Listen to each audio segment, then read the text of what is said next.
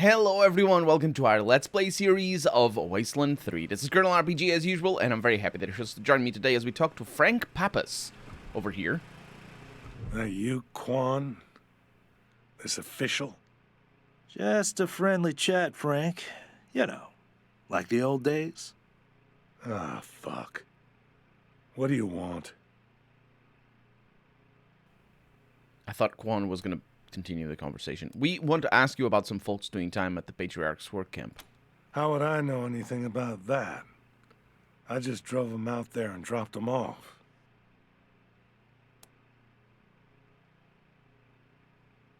Fair enough. Tell us the location of the camp. That's a state secret. Patriarch's orders. You got a problem with that? Take it up with the marshals. Oh, I will take it up with the marshals. Not just about this. But, forget the marshals. This is just between you and us. Where's the work camp? Forget the marshals? You're saying that with Quan standing right next to you. Mm-hmm. Go fuck yourselves. I ain't telling you shit. Don't worry, Frank. I'm an ex-marshal. Just like you. I don't answer to Daisy no more. Wait a minute. He was talking about the marshals. Take it up with the marshals. Not because the marshals will tell me, but because the marshals will send him to prison if he tells me. Wow. You know what? That is a very interesting way of thinking about it. It's surprisingly... I mean, it's a little bit out of character, honestly, but I like it. Bullshit. I do. I ain't talking. Ah, dang it. Well, I have a hard ass, so, you know, there's no bouncing off of this baby. My ass is hard as nails. Does that work? I'm not 100% sure why nails are hard in the hard as nails sort of idiom. Anyway, it's obviously not the fingernails, but it's the, you know, the hammer nails. There are two ways this can end, Frank. We leave you breathing, or we leave you cold. Pick one. Fuckers. Fuck you all.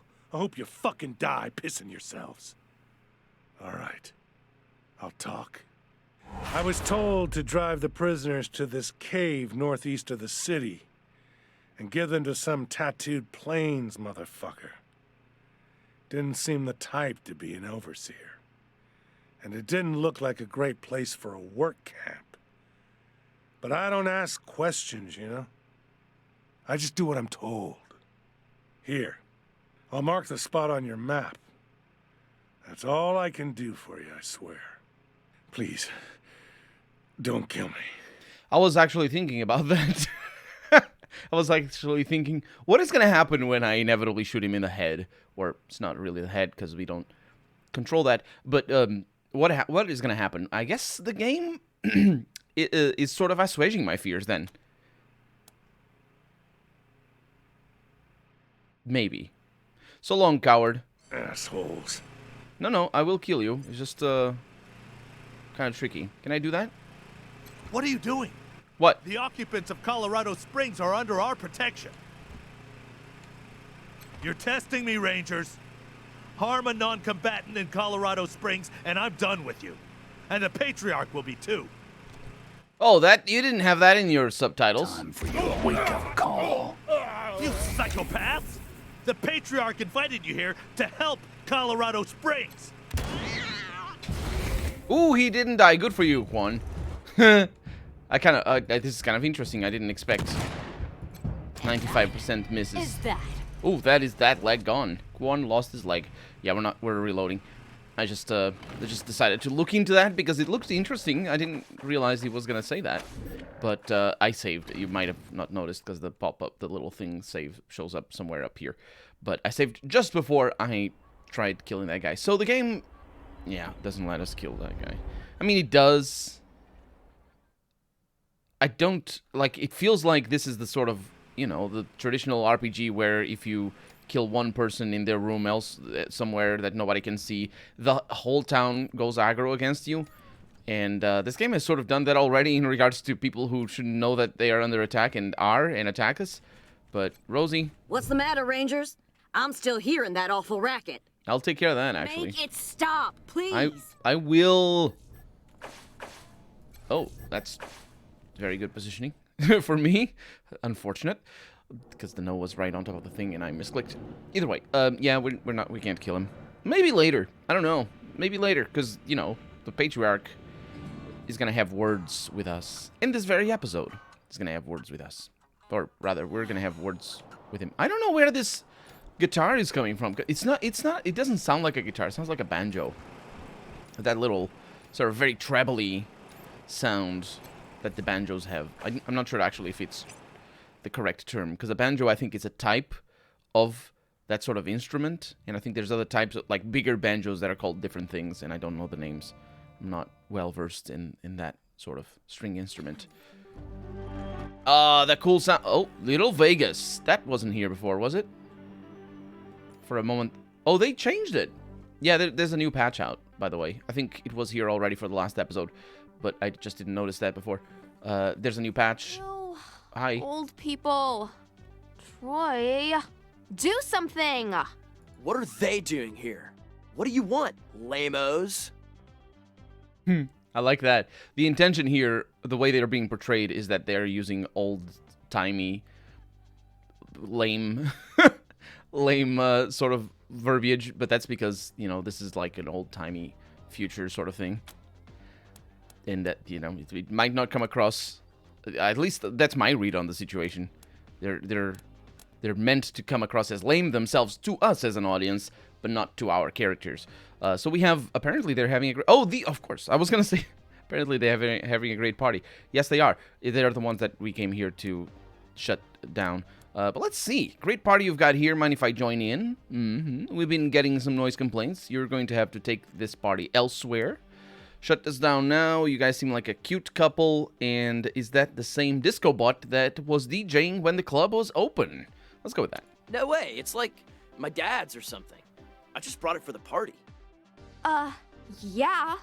Do you even know who Troy's dad is? He's like totally rich. Oh, I'm shutting this down then. Yeah.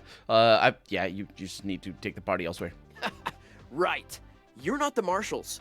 We don't have to listen to you. Why don't you go play games with the nerds upstairs?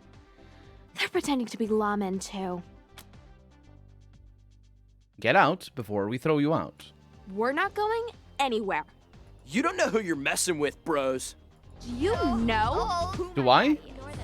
Do I not know? Apparently I don't. The dialogue disappeared. I cannot open my mouth to talk to you. You again. Maybe. Maybe I can. You smell like my grandpa. Oh, thank you. Apparently I cannot open my mouth to address you. Great party you've got here. Mind if we join in? We don't party with old people, but I guess we can't stop you, seeing as you've got guns and all. Oh, now you notice my guns. Ha! Because it didn't do that before when you were saying that I'm not the marshals. Because it's like, you know, going up to a lion, being like aggressive and all that, and say, "Shut up, lion! You're not my parents." Yeah, that's sort of missing the point there. Bullies. There's probably a, oh, I love the soundtrack here. There's probably a better saying. It's like for missing the. Why is there a keg over here? Oh, this might be the way to get rid of them, because obviously the game is trying to tell a story here. Not the kind of quest design that I like, but well, it is sometimes happens in video games when the game wants to tell a joke and doesn't allow me to roleplay, because I really would have a hard ass. Like, I just came off of hard-assing that guy that was super rough and a slaver, and now I can't get the kids out of party. That's why I don't like this sort of quests. And when I say this sort of quests, I mean sort of quests where your options are blatantly limited because the game wants to get onto the funny bits. Like, for example, putting laxative in the keg or something like that. Is it laxative? You know what I'm talking about. The medicine that makes you poop. It's not necessarily medicine. Coffee can do it as well. But either way, don't put coffee in the beer. It's not going to make you poop. I mean, it is, but it's just not to the point where it's funny for a video game. Two teens huddle around the keg. Yes, huddling. You can huddle by yourself, in fact. I was going to say huddle, just two of them. but no, that's not that kind of definition. The huddling is a multifaceted word. They look up as you approach, and then they look away again. Ooh, I like that. I like that phrasing. They look up as you approach, then away again. Very lyrical. Hey, did you know I have a sixth sense? I'm sorry, this is very loud. I had you rolling down. Sixth sense. I want to hear about that. Really? Yeah, I see old people. See, it's the jokes. Except it's lame-o jokes. That is. Well, at least the voice actors delivered it properly. That was good. Break the keg tap is one thing I can do. I can grab the tap spigot. I know what a spigot is. I was trying to think about. The spigot is the thing that hangs off of the keg. The tap itself is just the thing that opens the spigot, I think. Stick it in your mouth and drink without stopping. Let's just break the keg tap, because this is a sort of more involved hard ass. The teens stare in disbelief as you snap the cheap plastic tap off and drop it on the floor. What? What the hell, Rangers? Dick move, dicks. Now what are we gonna drink? Yeah, what are you gonna drink? I don't know. We're gonna need to go upstairs. Apparently there's some cool people up... Oh? Loud sniffs and occasional growl or yip waft from behind the door. Oh, they're having sex. I mean, maybe, potentially. It's locked? Every kind of booze in the known world. So, like, 12 kinds, basically. Was that... See, that's a good joke. I like that. But maybe it's just my own sense of humor showing, or lack thereof. Stray dogs. Hello. Woof, says the dog. And we got a pinball machine, but no cool people in here. We have not been back here, have we? No, yeah, we have. This is definitely where we rescued that other person. 3 balls for a quarter. Free play at 99,999 points. No wagering. Oh, right, I asked what the hell wagering means in that context. It probably means something like really blatant to people who play pinball machines. Because, you know, maybe... I don't know. But I don't play pinball machines. I have played pinball machines, but... I don't do that anymore. I have left the life. Fucking narcs, says that guy. No, not really. In fact, kind of... Yeah. Sounds of nasal laughter and crunching chips can be heard from the private room upstairs. Ah, that's the sex, then. The crunching chips, that's definitely sex. What's going on? Brian? Oh. Just outside the town, you see Medicine Sam, a traveling merchant walking along. He's got a big pack of first aid stuff and a mean old dog named Nursey for protection. So, do you want to say hello? Oh, I want to pet the doggy. I pumped the guy for information. Ask him about the rowdy boys. You said pump. What kind of name is Nursey for a guard dog? Why isn't he named Hellhound or Fang or something cool? Nursey's a cool name. It's... what do you call it? Contrary to expectations? Come on, guys. Are we playing or talking? Okay. We, pump the medicine guy for information. What does he say?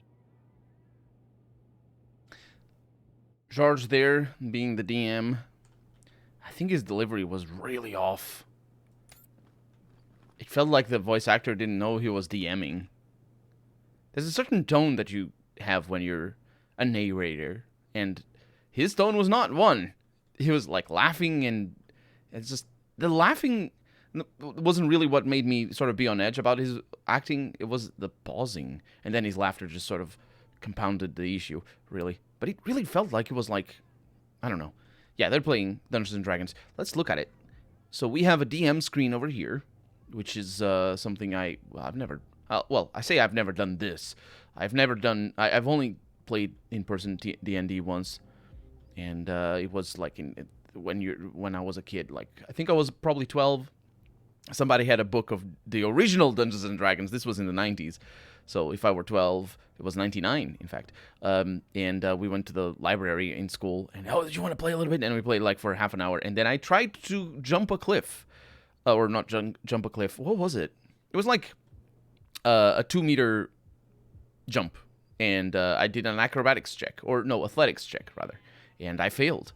It was I remember it being a pretty high DC. I think it was like 16 DC. And I rolled something that wasn't 16, and I fell to my death and died. And that was it. That was my only in-person tabletop experience. But I have since played tabletop, and I do play tabletop just online because that's how adults do it. unless you're really really lucky. Anyway, we got Donna and Brian and Christopher and Dan and George, and I'm thinking there might be references to somebody, but I don't think so.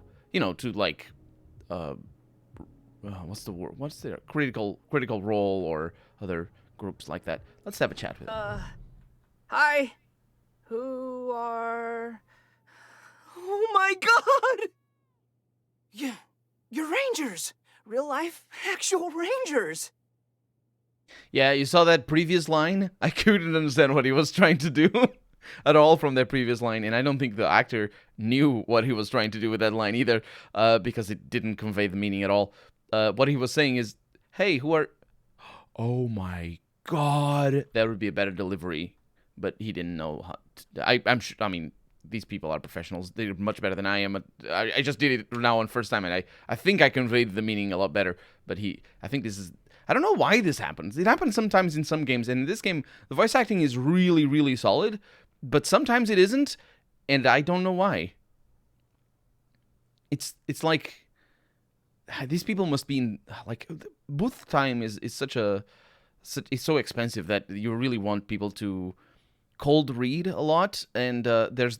Cold reading is just basically when you're reading it for the first time live. And there's a term for when you read it once over, and then you read it right. I don't know the lingo in recording booths, but basically you're a voice actor. You're recording this line and you read it over by yourself, or you can give it a try. Say it out loud. You're Rangers, real life actual Rangers, and then you give it the actual recording. And I'm not sure. It's like a save. I think it's called a save or safe. Is it a safe? It could be a safe. The first line is just like a bad. Or sort of it's a cold read, the first line, but it's meant to be a throwaway. Oh, I think it is. Is it I don't know. Maybe it is the throwaway. The point is, there's recording booth workflows that just lend themselves to these sort of mistakes where the voice actors don't know what they're doing. Because I'm pretty sure the voice actor didn't know what they were doing in the previous line. But yeah, we're Rangers, my dude. Do you want to play robots and Rangers with us? We'd be honored. And then, yeah, he's definitely cold reading all this. Did you see the we'd be honored? The hesitations and the pauses are a clear sign that he's trying to come up with the acting on the fly. So we could be hard ass ourselves. They're not making any noise. Why would I be? We've got no idea what language you're speaking. Oh, right, because, we can't leave it well enough alone, can we? It's already obvious what the reference is. We just... Oh, no, wait a minute. Actually, I'm being unfair here. It's not... Yes... I can ask about that. This is good. Well, we might be able to hard ask later, but let's first give the context. What is Dungeons and Dragons? Sorry, whatever you said. Oh man, you are in for a treat! It's the world's greatest game of imagination and math. My Uncle Gary made it up before he left town. Based it off stories he heard about you guys over the radio. Gary here being obviously a reference to Gygax, who is one of the creators of Dungeons and Dragons. Everybody takes on the role of a desert ranger, and together they try to bring justice to the lawless wastelands of Arizona. Neat, huh? Do you want to play robots and rangers with us? We'd be honored. Well, why not? How do we play? Oh my god, this is awesome! Here, I brought an extra character, just in case something bad happened to one of the group. You mean an extra... What? What is an extra character? Is it an extra character sheet, or I wonder if it's like a little extra prop? But like in reality, if I was in this real situation, I would think it's an extra character sheet, so I wouldn't have to create a character on the fly, which is very important. That's very nice of him. It's a good DM right there. You'll be Boomer, a strong, silent type who knows explosives and carries a big-ass club. That is indeed a character sheet. Okay, so where was I? Oh yeah. Medicine Sam says he hasn't seen the Rowdy Boys, but he just left the Rail Nomads, and they've been talking about nothing else. So, now what? Let's head into town, see what we find. Okay, the narrow canyon you're in opens wide as you enter the Rail Nomads camp. You hear the distant whistle of a train. This area is a big travel hub, where the tracks the Atchisons and the Topekans laid all come together. I roll a 65% perception to try to pick up the trail of the criminals.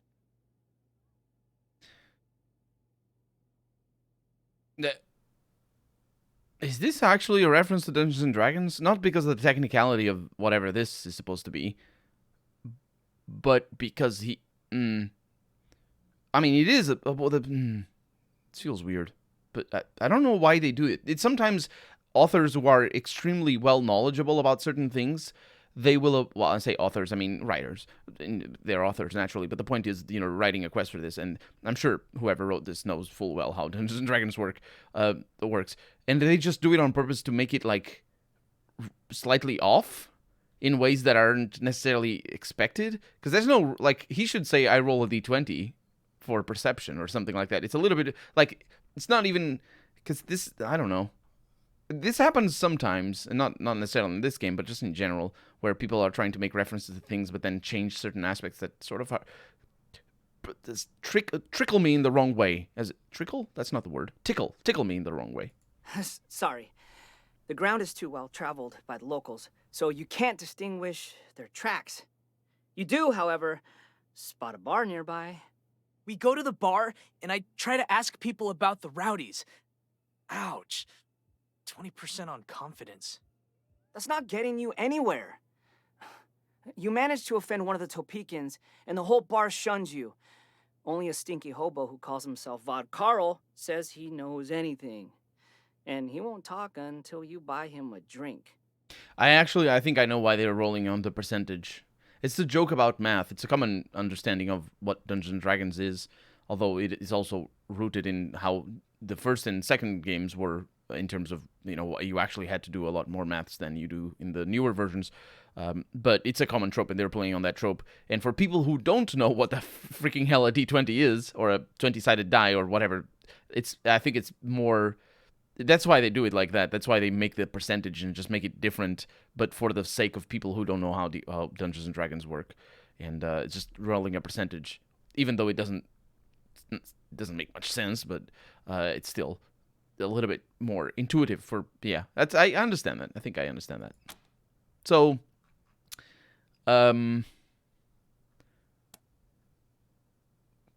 Gamble and Brawling, are these skills in the game? They are, aren't they?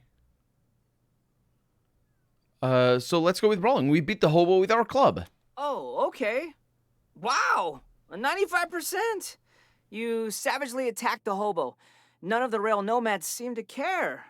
He buckles under your assault and begs you to stop. Then gives you the info. He says he saw one of the rowdies riding fast through the east side of town with someone thrown over their saddle horn. He couldn't see who it was. They've kidnapped somebody! Let's go after them! When you arrive at the east side of town, you see the rowdy boys mounting their horses near the train tracks. Their leader, the heartless, cleft-chin Clarence, mocks you as the rest of his gang turns to flee. Look over there, Rangers! He points to a woman tied up on the tracks. That's Carolina, the princess of the Santa Fe tribe. And she's gonna get splatted by that there train any second now. Gonna chase us or save her, Rangers.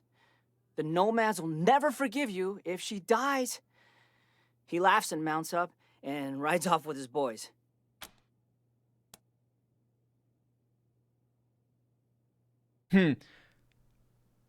I have an anti-tank weapon, apparently.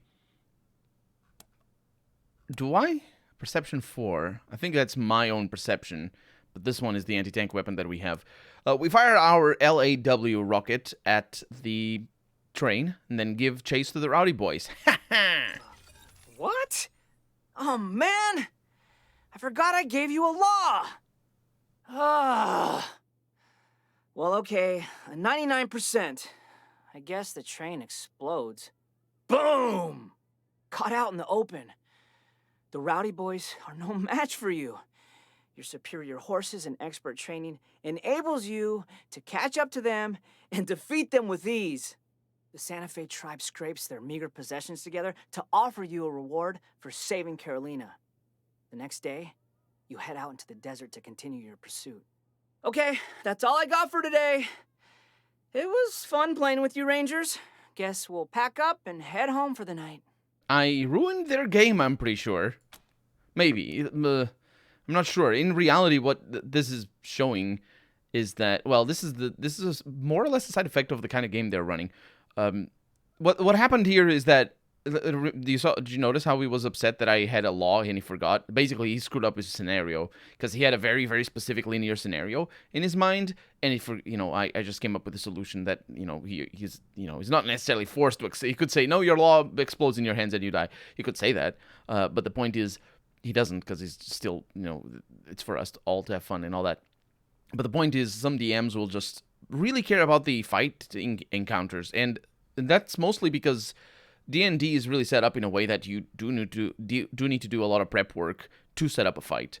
And I've never DM'd myself, but I know how the system works. And yeah, especially if you're going to have like these little tabletops and all that, it's a lot of work. And so if I say, well, you know what, I'm not going to save the princess or explode the tank, I'm going to fight those fools over there downwind.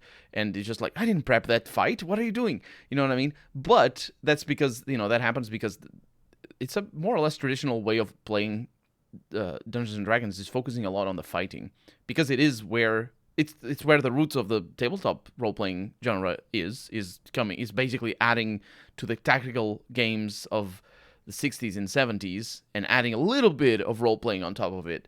And it really is just a veneer at the very first edition of Dungeons and Dragons. It's just a thin veneer of role-playing on top of basically a tactical game. And then Advanced Dungeons and Dragons, or the second edition anyway, it's the same. It's D&D 2 is just all called the same thing. That one just does add a little bit more, but it's still mostly focused on the fighting. And to this day, like people really like the fighting, or Dungeons and Dragons specifically for the fighting. This guy, even his DM style is very focused on just getting through things. He doesn't ask people, doesn't let people lead the role playing. He doesn't like describe things in a very involved way. And it's just that it's not that it's bad DMing. It's just that it's really a DMing made for you to get to the point, and the point is to fight. And now I roll this and I have this, and now I might die. I need to come up with decisions, and then you're playing with your characters in the battlefield and just making decisions on there, not on the fly naturally, because you stun brains, you wait a little bit and think. But it really is a sort of DM more focused on fighting. If you like, and obviously this is just a compressed version of it, but for us as players, if you like if you do like watching, or think that you might like watching D&D being played, I mentioned before Critical Role because they're very famous. They're very famous, and they have Twitch and YouTube and all that. They're very, very famous, very, very good as well at what they do. There's so many people playing Dungeons and Dragons and tabletop games on Twitch every day, every week. There's so many. Roll for It, for example, is the Roll for It. It's with a 4 rather than a roll for it. Anyway. Roll for It are the crew that got me into watching D&D online. But my favorite, and they're really good as well. I kind of hesitate to say that anybody else is my favorite, because they are sort of my favorite as a group. But Dimension 20, you should look them up, because Brennan is my favorite. What is his surname? I don't remember. Brennan usually is the DM for Dimension 20, and he's so good. He focuses so much on the role playing and lets people. I mean, everybody's very talented and they're professional actors and stuff. So, it's just really good. But seriously, Dimension 20, look them up, because if you like this sort of stuff, wow, it just blows my mind every time. Roll for It is also very good, but it's a longer style of playing, and obviously you need to be a little bit more involved as a viewer in when that comes in, when you're watching a tabletop stream. If they're a little bit more long drawn in their play style, then you do need to get very involved in like, when I say involved, I mean you need to pay close attention to what's going on, otherwise you lose track of what's going on, because it's a single encounter can last 2 hours, or even when we're talking about role playing, the stakes that every character has and all that can get lost if you're just not paying attention very closely. So it is a different style of watching, and I think even Critical Role is very short in comparison to what the more traditional type is short form, I should say, in comparison to the more traditional type of tabletop experience. But both of them are really fun. And I really enjoy watching people come up with all this stuff on the fly. That was fun. Want to use our HQ as a place to play next time? Nobody will mess with you there. Oh, yes! Absolutely yes! That is the answer that anybody would give. We'll see you there the next time we play. 100 families of reputation. These guys are 100 families? Am I stealing their kids? Because I think that would lose reputation. Or I would lose reputation with them, not gain. Either way, that was fun. Very clear that he is just winging it. All of his lines are being recorded first time. So clear. It's so obvious. No shade on the actor himself. He's doing his best, but I'm pretty sure that's just the recording booth constraints and all that. Anyway, we're out of time for the day, so I don't think we can talk to them anymore. And I don't think there's anybody else to talk to, so we're gonna have to figure this out in the next episode. For right now, I'm Colonel RPG, and this has been Wasteland 3. I really hope you've enjoyed it, and if you did, go ahead and leave a comment. Like the video if you want to see the next episode come out sooner rather than later. But above all, thank you so much for watching, and I hope I'll see you next episode. Bye-bye.